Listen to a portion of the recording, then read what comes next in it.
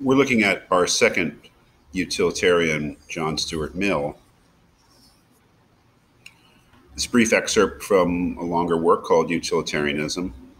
Um, I don't see, at least in these excerpts, a lot of important distinctions between Mill and Bentham, so I'm going to more or less treat them as being on the same page in terms of their moral theory.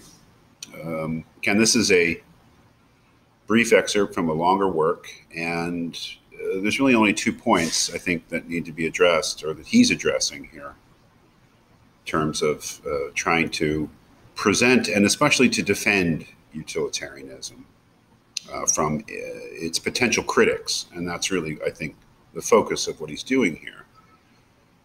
It's helpful. He gives a restatement, basically, I would say, of what Bentham said utilitarianism was. Maybe it's clear, maybe it's more helpful, I don't know. But we should pay special attention to these definitions, and this comes right at the beginning of the excerpt. What utilitarianism is: the creed which accepts as the foundation of morals utility, or the greatest happiness principle, holds that actions are right in proportion as they tend to promote happiness, wrong as they tend to produce the reverse of happiness, which is more or less what Bentham said. I would say it's exactly what Bentham said. And again, I think that maybe Mill thought that he was stating the obvious, like Bentham did. That is, that this is how we judge our actions. This is how we live our lives. We think that, generally speaking, an action is good because of its consequences, and those consequences that really matter are its effects on human welfare, or happiness, or pleasure, and the way that the action may help us to avoid unhappiness, or suffering, or pain. And really, after stating that principle, what Mill seems to be immediately concerned with is defending that against possible critics. And I suppose it really comes down to clarifying what he means by pleasure. If actions are good because they are pleasurable, or because they cause pleasure in human beings, what he's especially concerned with clarifying is what he means by pleasure, and that pleasure is not just pleasure of the body, not just what we might call animal pleasures, which of course are important, but he wants to say that's not only what he's talking about. So that there's nothing degrading or demeaning about utilitarianism. There's nothing demeaning about hedonism, because the kind of pleasures that he's talking about are not just the pleasures that we share with the rest of the animal kingdom, but that he is especially concerned with promoting what he would regard as the higher pleasures, the specifically human pleasures. As he says here at the bottom of the page, the comparison of the Epicurean life to that of beasts is felt as degrading, precisely because a beast's pleasures do not satisfy a human being's conception of happiness.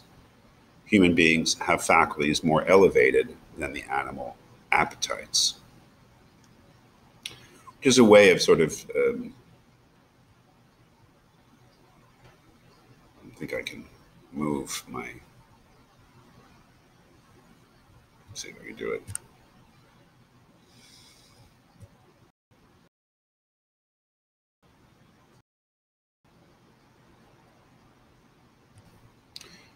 Sorry, I just need to fix something. So, as I was saying, I think when he talks about the specifically human pleasures, that is a way of entering into discussion of so-called higher or lower pleasures, or that there are different kinds of pleasures, and that some pleasures are worth more, or more valuable than others. And here we get into very controversial issues in utilitarian theory. How do you make those kind of value judgments, those value distinctions between different kinds of pleasures? But he does state it here. This is on the second page, or page 159 in the first column. the superiority of mental pleasures, the superiority of less physical pleasures, he says. And on all these points, utilitarians have fully provided their case. But they might have taken the other, and as it may be called, higher ground with entire consistency. It is quite compatible with the principle of utility to recognize the fact that some kinds of pleasure are more desirable and more valuable than others. That is not just that, let's say, mental pleasures are more valuable because they're more lasting or they're less dependent upon circumstances, but they're intrinsically more valuable. They're intrinsically more pleasurable, I suppose, than, say, physical pleasures. And that is, of course, a very controversial thing to say. I suppose, on some level, that there are better and worse pleasures. I suppose all pleasure has a value, but some pleasures have more value than others.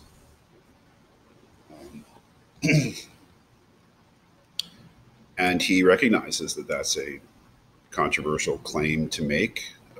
How do you decide which pleasures are better than others? Which is a very important issue, right? Because he does say that we'd all rather be Socrates dissatisfied than a fool satisfied. We'd rather be a human being dissatisfied than a pig satisfied. And that really is, I suppose, a very important claim that many of us would support. But it really depends upon the idea that Socrates has access to better pleasures than the fool, even if he has to put up with some pains. That the human being has access to better pleasures than the pig, even if the human being has to, as a result, put up with some dissatisfaction and pains.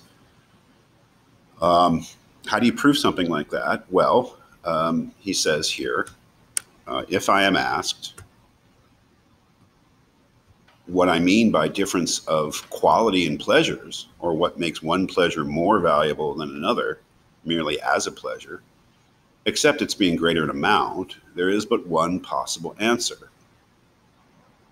And here you can see, I suppose he is building on Bentham, trying to talk about intrinsic qualities of pleasures rather than amounts of pleasures in our deciding in our utilitarian calculus what to do. He says, of two pleasures, if there be one, which all or almost all who have experience of both give a decided preference, irrespective of any feeling of moral obligation to prefer it, that is the more desirable pleasure. So it's really a matter of preference and a claim about what people would prefer.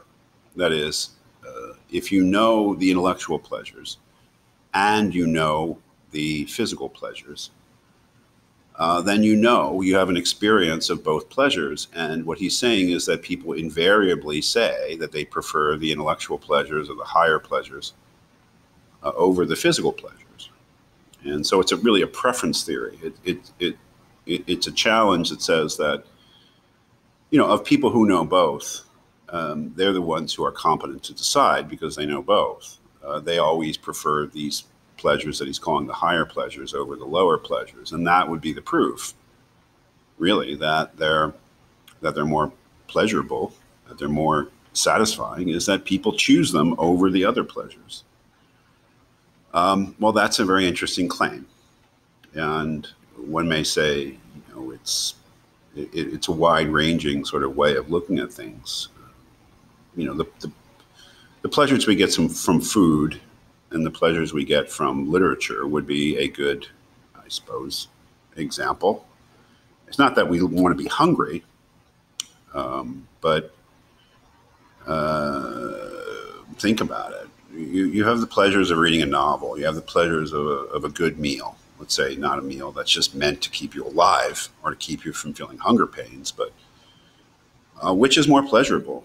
Reading Shakespeare, if you've done the work of being able to enjoy Shakespeare, or having a really fine meal, which would you choose? I don't know. Is that sort of thing, I suppose? We have the pleasures of physical pleasures, and then we have, say, the pleasures of music. We've experienced both. Which do we feel are more pleasurable, more intrinsically pleasurable? I think that's the kind of thing that he's thinking about. And yes, he's making a claim that those of us who know both sort of pleasures do actually invariably choose these so-called higher pleasures over the lower ones. And this is incredibly important for Mill in defending utilitarianism because he doesn't feel that it's degrading to human beings at all to say that they're basically hedonists, that they pursue pleasure, as long as we note that the kind of pleasures that are available to a human being are rather elevated, and that it doesn't reduce us to some kind of animal nature. We have an animal nature, but we also have more. Here on page 160, he makes his famous, very famous remark in defense of utilitarianism. It is better to be a human being dissatisfied than a pig satisfied. It's better to be Socrates dissatisfied than a fool satisfied. And if the fool or the pig are of a different opinion, it is because they only know their side, their own side of the question. The other party to the comparison knows both sides. So a crucial idea here that the proof really is that those who know both sorts of pleasures do choose the so-called higher ones over the lower.